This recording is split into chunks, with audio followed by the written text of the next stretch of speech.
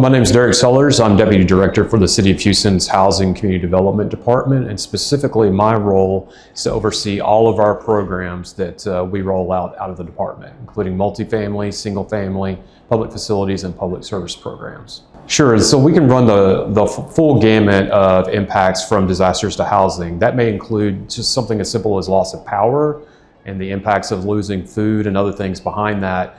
But it could mean substantial damage, damage to the roof, the siding of the home, flooding that may occur within the home. So it's the full gamut, and we're looking at all that, considering all that when we're designing programs and implementing programs. So for homes, typically we run a multifamily program where we like to build new units that can better withstand future storms, and then we also rehabilitate impacted multifamily units. So that's something to help renters.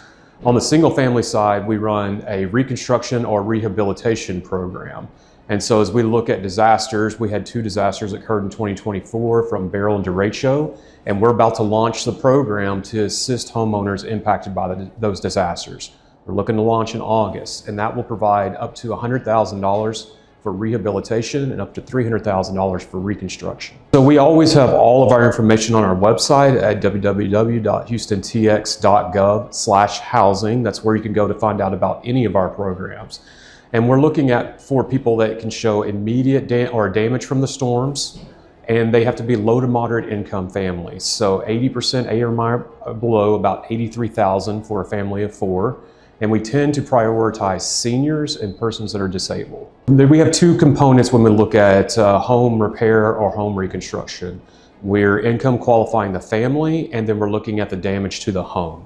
So for income qualification, we just want to make sure you readily have available to you copies of your pay stubs, tax forms to support your income. We're also looking to make sure that you have ownership papers related to the home itself. And then for the damage side, make sure you're taking pictures of any damage that you had to your home and that you're keeping copies of that. And any receipts, if you did any repair immediately afterwards, keep those receipts, take pictures of it.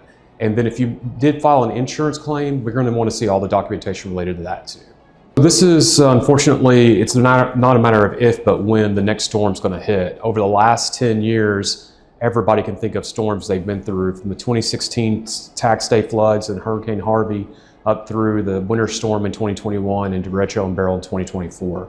Our staff has grown in our capacity to design and implement programs, and we're getting faster and more efficient with that. And we know now, we have a lot of data now on what we think works best and getting that money out to the people that need it as quickly as possible.